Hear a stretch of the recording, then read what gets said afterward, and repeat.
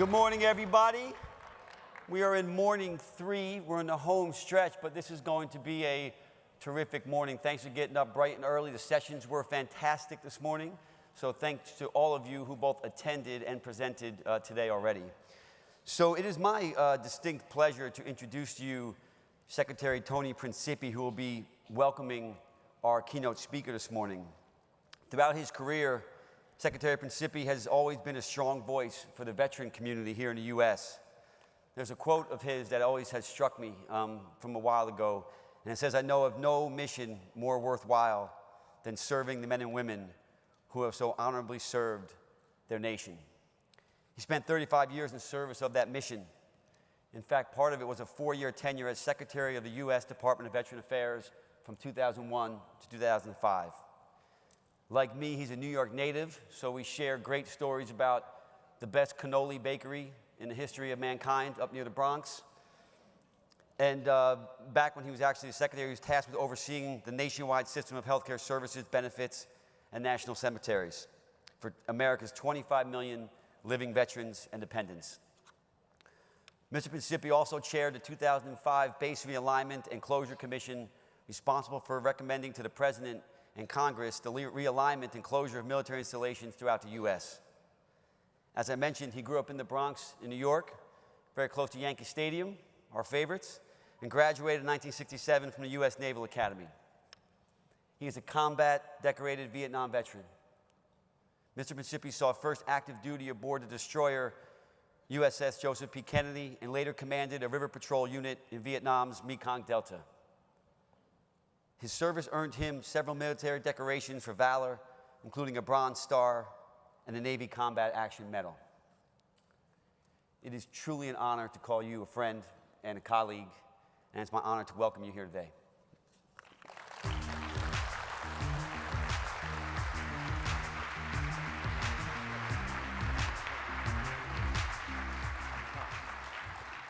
Well, thank you, Michael, for that very, very warm introduction, and good morning, everyone. It is indeed a distinct honor to introduce our keynote speaker this morning. Before doing so, let me just take a moment to say thank you to my former VA colleagues and Defense Department colleagues for your dedication to the men and women in uniform and to those who came before them. You can be very, very proud of all that you've done to restore them to good health, and I cannot thank you enough. It was indeed a humbling honor to serve alongside with you during my tenure at the VA. For nearly 3 decades, our U.S. Deputy Surgeon General, Rear Admiral Trent-Adams, has been a champion for public health. In that time, she has built up a resume that is deep, broad, and full of accomplishments. Beginning as a nurse officer in the United States Army, including research nurse, 2 Senate internships, service as Deputy Associate Administrator for the HIV/AIDS Bureau, and 25 years in various clinical and policy roles in the Commissioned Corps of the United States Public Health Service that culminated in a 3-year tenure as a Chief Nurse Officer. Shortly after appointment to Deputy Surgeon General, she was tapped to serve as Acting Surgeon General in 2017, becoming the second non-physician to ever fill that role. As a clinician and administrator, she focused on building systems of care and improving access for marginalized populations, both at home and internationally. Rear Admiral Trent-Adams, whose clinical practice was in trauma, oncology, community health, and infectious disease, credits her experience at Walter Reed in the oncology program, where she wrote, "The best training any nurse could ever receive," as it was there that she learned how to juggle being a nurse, soldier, manager, and a leader. Her dedication to improving public health has earned her multiple commendations and awards, including the Surgeon General's Exemplary Service Medal and the very distinguished Red Cross 2017 Florence Nightingale Medal. Today,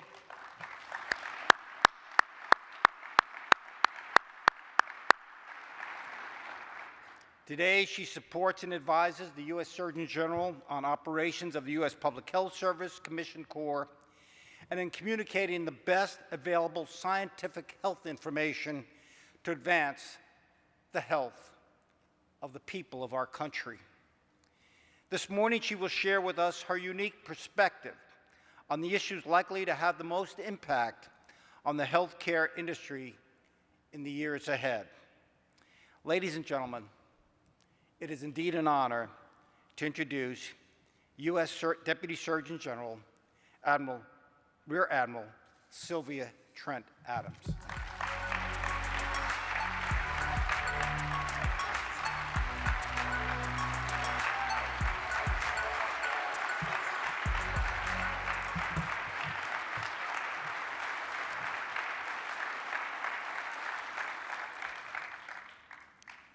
Good morning. Oh, we can do better than that. We're nurses. Good morning. That's much better. I know we don't greet our patients like that. Well, I want to say thank you for that warm introduction, Mr. Principi, and also to Michael for hosting this wonderful conference, and to your staff, my dear friend, Dr. Drinkard. We go way back. And to Laura and Tanya, thank you for all of your support and logistical guidance in making this possible. I am truly delighted to be here this morning to be able to share with you some perspectives on my thoughts and also some of the things that are going on in the healthcare environment, especially as it relates to our healthcare system and public health. So today I want to specifically talk about nursing's role in leading healthcare transformation and just how we can have a role and make an impact in improving the health that we deliver in the United States. So part of what I want to talk about is just transformation. I mean, that word is rather big. It means a lot of different things to a lot of different people. But according to Webster's dictionary, transformational leadership occurs when the leader takes a visionary position and inspires people to follow. Well, in order to be a leader, you have to have somebody to follow. But if you don't follow, you can never learn to lead. And I think that nurses fit into both those categories. We're followers and we're leaders. And transformational leadership occurs when one or more people can engage in a way that helps leaders and followers raise each other to a higher level. And that may be from a performance standpoint, it could be from a resilience standpoint, or it could just be in working together in the way that you deliver the services that we provide. And I propose today that nurses have the opportunity to truly transform healthcare in three basic areas: leadership, engagement, and influence. Leadership in clinical practice, prevention, executive management, and building systems of care. Engagement with our patients, community, business leaders, and developing and implementing policy. And influence. Now this is a big one, because we influence people every day. We influence our patients, we influence the business community by the work that we do. We have an opportunity to influence stakeholders and decision makers at all levels of an organization, and definitely other providers. Right now, we're facing a very unique time in healthcare, and we know that there are some things that are not working so well, and we're in need of some significant changes.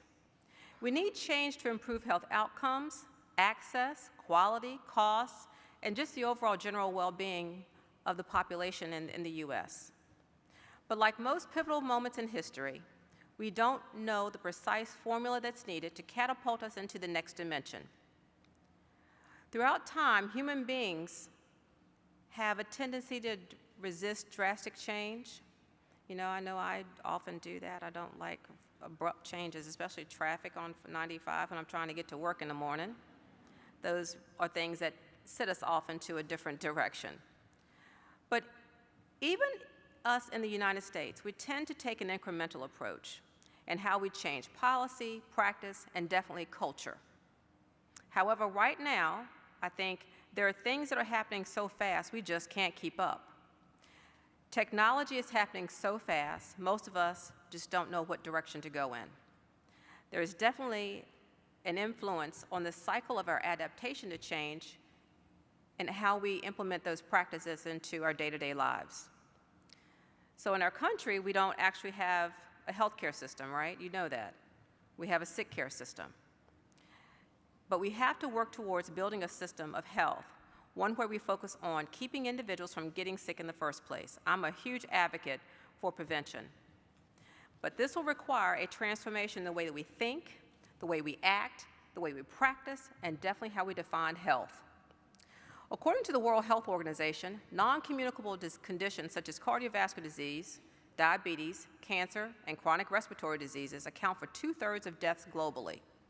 But these are not things that are happening in one span of months or days. These are effects over many, many years. And it has to do with our behavior. Only 10 to 20% of our health care is dictated by events outside of ourselves. There are so many things that are changing, such as the demographics, and one of the most obvious affecting the nursing profession is, and even healthcare worldwide, is one of the patient demographics that we serve. The U.S. population is aging, with adults over the age of 85 representing the fastest growing age group of all. But we have a shortage. And naturally, as people age, their dependence on healthcare services will increase commensurately. To the nursing profession, this represents a greater emphasis on being placed on how learning and understanding the impact of how aging and other conditions related to chronic disease will affect the older population. But we know that, as I said, there's a shortage of nurses, there's a shortage of gerontologists, and there's a shortage of support services to sustain older adults to be able to live high-quality lives. There's technology. The technology is continuing to change. Nothing's going to stop it at this point. And this will continue to be one of the most popular topics that trends in articles related to healthcare, blogs, and throughout the nursing and healthcare fields for the foreseeable future. Nurses are exposed to an increasing reliance on mobile technology, and we need to develop a level of comfort to adapt to new technology and how we use that technology to better analyze our data, gather the data, and definitely how do we export that to our patients. One of the most important things that's happening in rural communities, as most of the rural areas have been left out of the formula as it relates to access and quality, we have to figure out how we use technology such as telemedicine more adaptly into rural and underserved communities. Nursing education overall has changed, and the way we educate nurses from my day, because I started when I was 2, is very, very different than what we see now.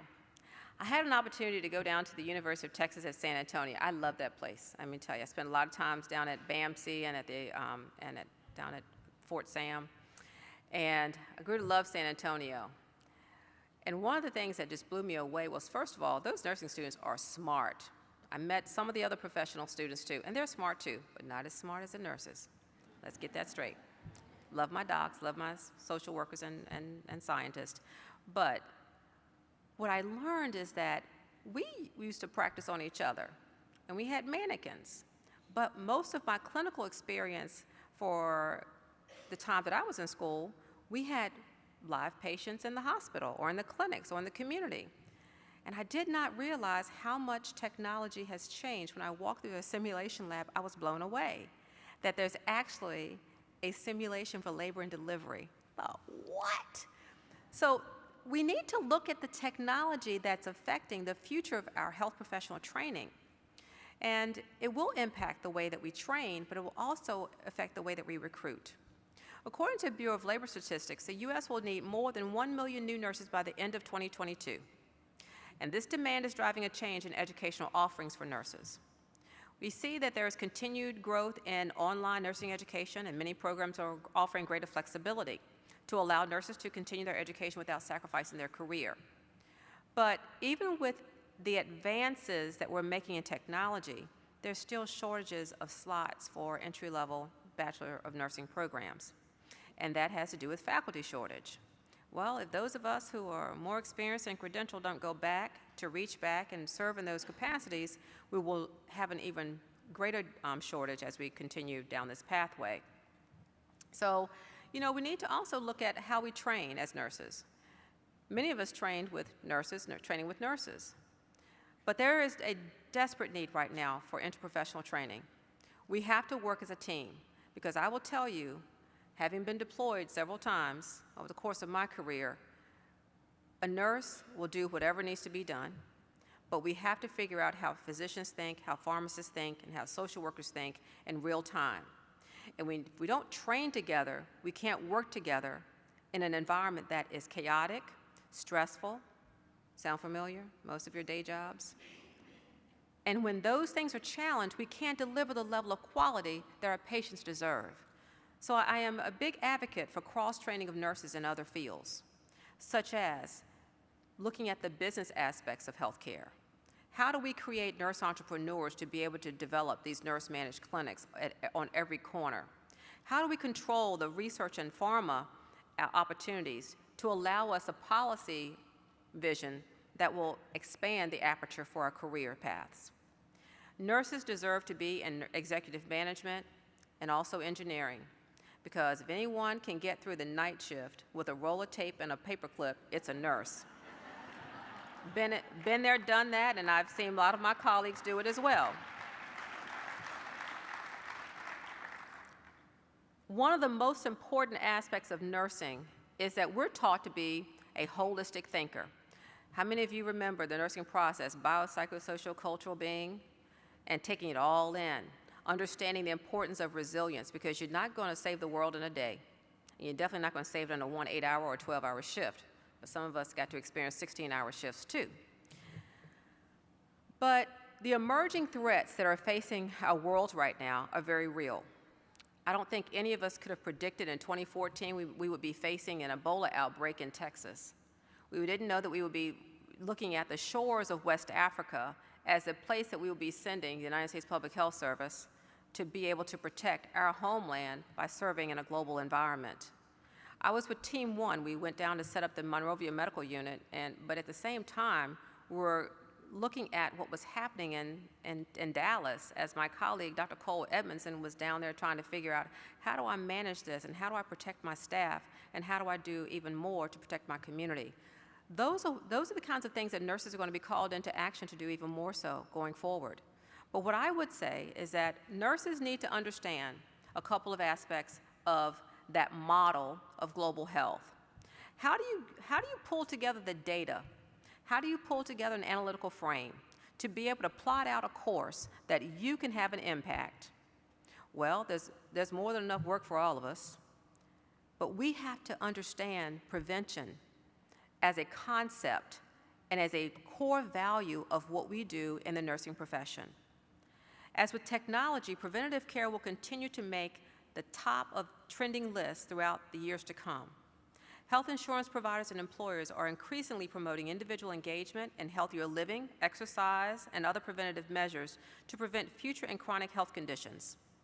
Primarily on the business side is to save money, but for us in the nursing profession, it is to sustain people to live long, healthy, happy, and fulfilling lives. And in that context, you bring a lot to the business equation, and there are opportunities for you to contribute in that aspect and many others. To support these measures, nurses are experiencing a demand for greater knowledge and participation in preventative care and public health. Nurses are also finding themselves providing health care in more team-based environments. And this collaboration allows nurses to show physicians and generalists and specialists and the like, pharmacists and social workers, that if we're sharing the same information in real time on our patients, we can definitely have a bigger impact on improving the quality of patient care. From a leadership perspective, nursing's role will be to guide or shepherd the transformation of healthcare in this country. You know, we're the largest licensed healthcare profession, not only in the United States, but in the world. And I think that's quite a significant impact on, we can have a significant impact on healthcare. But in order to do this, we must approach our profession very, very differently than we have in the past. We need to leverage the experience from our colleagues who have done some of the same things we have yet to master. For example, don't be afraid to step outside of your box. Get out of your comfort zone. Develop the skills you need to stay on your A game. You know, in nursing school, many of us stayed up all night. We wrote papers, and we had to do that nursing care plan and check it, double check it. The same tenacity is needed for you to get to the C-suite. The same tenacity is needed for you to master technology and how it relates to your day-to-day operation of the clinical, policy, and the executive skill sets. When you think outside the box, you can implement approaches that may seem impossible, but you never know when the impossible will provide the opportunity for a breakthrough. Remember that excellence is not an accident. It comes with an investment of dedication, hard work, and persistence, which are all things that nurses know very, very well. Most of the work we do every day is based on one common principle, and that's on relationships. And as we're here at this conference, GetConnected 2018, I think that's the most valuable skill set that most nurses possess. We know how to relate to people, and nurses are great at connecting with people. We are experts in connecting the dots and building relationships, connecting the dots to get to the diagnosis. Take that skill to the boardroom and to the community at large, because you can be the change agent that you've already been trained to be. You just have to execute on that opportunity. Human connection is one of the most important aspects of nursing. One of our greatest contributions to healing is the gift of touch, listening, understanding. And I hope we never forget the importance of the art of connecting with those we serve on a basic level. It is a very powerful tool in reaching individuals who may suffer from social and emotional isolation, those who are underserved, misserved, or uninsured, or as we say, marginalized. This connection allows nurses to test reality against the ideal, the theoretical, or the textbook case. And our profession is uniquely qualified to meet people where they are, to address the gaps and disparities that exist in every community across this country. We can be the change agent to improve access, quality, and the cost of health care, but more importantly, we can be that galvanizing force that allows communities and people to connect and to transform. Across the country, it's often said that your zip code is a stronger predictor of your health than your genetic code. And that's a sad commentary for the most powerful nation on the globe, for the richest nation on the globe. And there are a number of barriers that we have to understand better to truly achieve full health for many groups, in particular underserved and minority and rural populations. It should never be a commentary that we're leaving someone out because of where they live, how they look, or where they came from. As we continue to face the challenges and obstacles, I hope that we as a nursing profession can understand that we have not only the training, but we have the knowledge to be a change agent. And we can convert and transform obstacles into opportunities. And we can become the champions of health, not just health care. We will definitely identify new issues, as many of us are dealing with the opioid epidemic. Every single day, there seems to be a new news story about a cyber attack, some of them in healthcare. There's an increased manpower shortage in every community across the country, and there's also new and emerging environmental threats. But we must think through how we will and must respond as a profession to these emerging threats. We also need to be a part of the decision-making process. As Beverly Malone always says, Sylvia, if you're not at the table, you're on the menu. That's always true for nursing. I'm not too fond of being on the menu these days. But the healthcare landscape has drastically changed, and we must see our practice belong beyond the hospital, the clinic, and for some of us, downrange in theater. Wherever people are, that has become our new laboratory and clinical setting. And I encourage you to seek the linkages with non-traditional settings in the community where you can have a direct impact on the root cause, looking at social determinants of health as a factor in how you think and how you act and how you can change the system of delivery.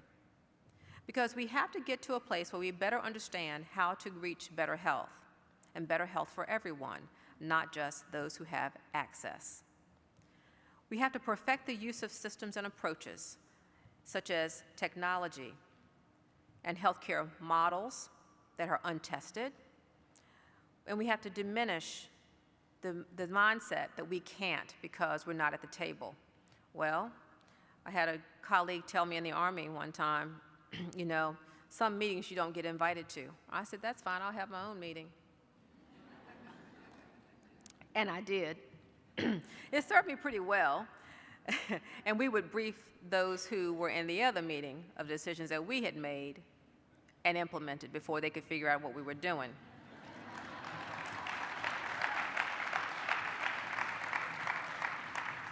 And I'm going to take a pause here. This is not in my remarks, but you know, nurses are very unique creatures.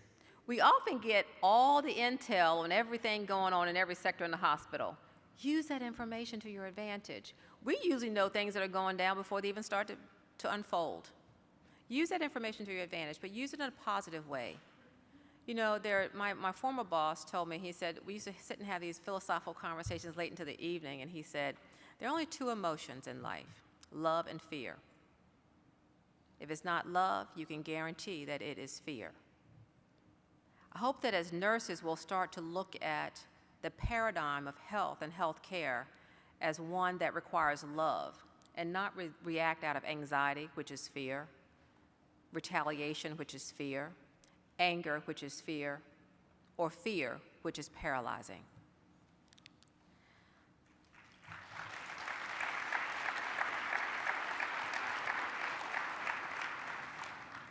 Now, we've learned a lot about precision medicine, precision science. Now I think is a chance for us to chart a new course for precision nursing, where we take the best clinical practice, science, art, love, and connection to pave the way for a new dimension in caring. Life and our profession is filled with challenges. It's up to us to decide how we will transform those challenges into opportunities. And as I close, I thank you for the work that each of you do each and every day. And I want to thank you for what you've done to pave the way for stronger connections in healthcare professions, in healthcare, and in health. I ask that you become champions for change by leading from where you are, because a transformational leader leads in their own abilities, skill sets, and knowledge. And you can lead in a way that you can't even imagine right now. And you can go beyond the normal to create extraordinary. I said, nurses, you can go beyond the normal to create the extraordinary, because you are more than capable of doing those things that our communities need. In all aspects, support the individuals, the families, and communities that we serve with your whole heart. As we approach Nurses Week, Happy Nurses Week,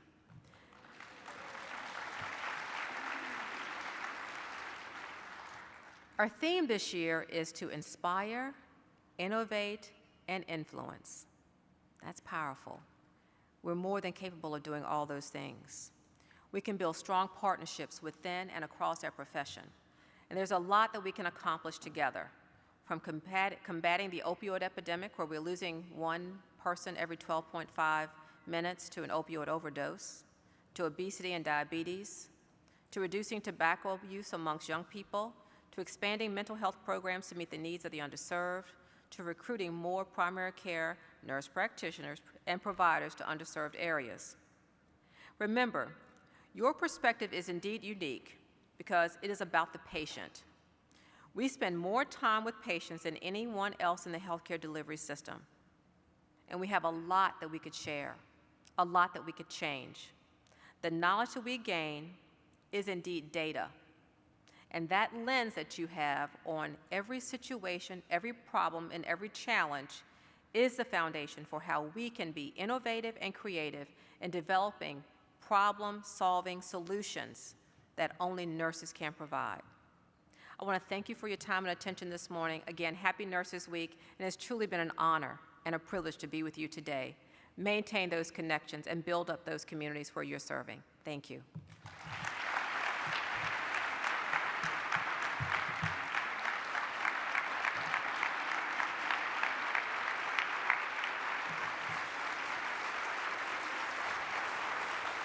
thank you for a minute. You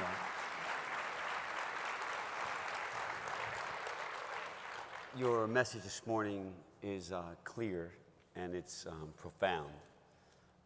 Time is most precious and the stakes are very high. And this community is ready to take that message forward. So thank you so much. And please join me in thanking Rear Admiral Sylvia Trent-Adams for her time this morning. It is awesome to have you here. It's such a pleasure. You're incredible. Thank you so much. So good.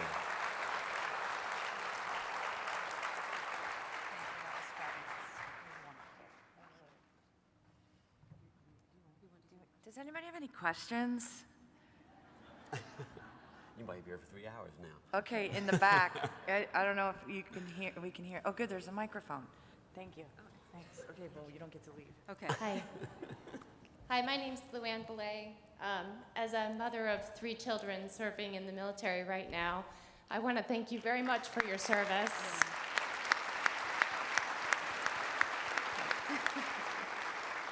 I just wanted to know, in your role, what are some of the biggest challenges that you're facing, and how do you think technology can help solve them? That's an excellent question. One of the things that one of the biggest challenges we're facing right now in public health is the opioid epidemic, as well as looking at some of the proxy indicators associated with that public health emergency. And I think that using technology to our advantage to create new tools for everyone in an accessible way is truly one of the things that we could do as a profession. For us in public health, we know that there are limited resources for supporting public health programs. More and more, we're looking into schools that do not have school nurses. We're working with communities who don't have a community health infrastructure. And there's so many advantages that technology could provide through telemedicine, using their smartphones for apps that help to prevent suicides and messaging, and to help us to better understand just the dynamics of the lifestyles and the many needs of the populations that we serve. So I do think that for us, it's many, many public health emergencies, and I would use opioids as one example, but definitely looking at how we as a nursing profession could adapt and utilize the technology to help us find solutions is one of the things that could help us. Any other questions? Yes. Thank you for that question. Hi. Your speech was so powerful, and I was just at a research symposium talking about teaching our new nurses how to be leaders, not necessarily an administrator or manager, but a leader. So as an educator, my question to you is, I find it very challenging with the newer generation, the bad M word, not all of them, but with the newer millennial nurses, I find it hard to teach them how to, engage with the patients in a way that I guess somebody who's been at the bedside a lot longer knows how to, and to break the sense of entitlement. So how would you suggest we do that in an effective way that empowers them to be what we really want them to be and what we know they can be? Okay. Full disclosure, I'm the mother of 2 girls, 22 and a 17-year-old. Bless their hearts. And neither of them is interested in nursing, unfortunately. But here's what I will say. I'm mentoring several nursing students and newly minted nurses right now. And it's very interesting. They've had a very different life story than I have had, and probably than what you have had. And these young people are incredibly bright and they're incredibly talented. What has helped me most with one of the students that I'm dealing with, and she's a rising senior, is to sit and just listen to what she thinks about her patient interactions, and not pass judgment on how she sees the world, but understand that she sees a different world than I saw. So for a lot of us more, I won't say old nurses, but seasoned nurses, I think we also need to get out of our own world sometimes and look at nursing as it is now. Because I remember one of my nursing instructors drove me crazy about the way I made a bed. I couldn't get those corners right for anything. And I appreciate it later. But what I reflect on now, and if I could do anything differently, I would definitely, especially as I've precepted nursing students, I think I need to be more patient. So I think some of this is on us, to be more patient and listen to their perspective, and then reflect on what they're saying and give them real life situations whereby they can execute a different skill set. And let me share with you one example of how we could do that. If we have a new nurse who has difficulty understanding an older patient or a patient who's in crisis and can't seem to let go of their smartphone while they should be having a conversation, because I actually had that happen, I had to gently remind them that this is a patient environment and that you no longer have any rights here. You are functioning, you're committing yourself as a provider to be present in this interaction. And I started to explain to them what it meant to have a patient interaction in real time, because she processed it different than I did. She said, well, all I need to do is, and it was basically the checklist. She says, well, I need to make sure I took their blood pressure, and I did their TPR, I did the assessment, and I thought, yeah, but you never even talked to the patient. You know, they didn't connect. And I think that is it's a social skill. We all grew up without iPhones and smartphones. And so some of them have not learned the social skills that they need to be in the same space and present with a patient. So teach them how to have that interaction, understand your own expectations or your expectations, and then help them to better understand the importance of being present for the patient, just from my perspective. But it is frustrating. But it's, again, change in the people that we're working with.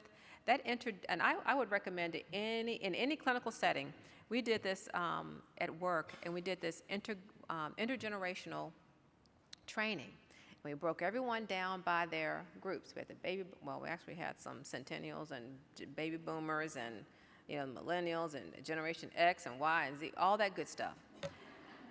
And we asked one basic question of each of the groups. What is success? And then it was, what is hard work? Man, the responses were unbelievable. Because the baby boomers believed you had to be in the office to get work done. The millennials said, well, as long as I do everything that's on that checklist, I'm done.